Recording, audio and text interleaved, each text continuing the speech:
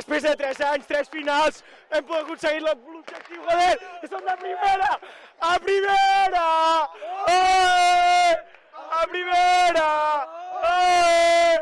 A primera! A primera! No he confiat fins al 3-1 i patint fins al minut 99. Sí, també, clar. A bàsquet també ens hem cagat al final, anàvem amb 14 punts d'avantatge, ens hem cagat, però bueno, al final, mira, victòria i a liar-la.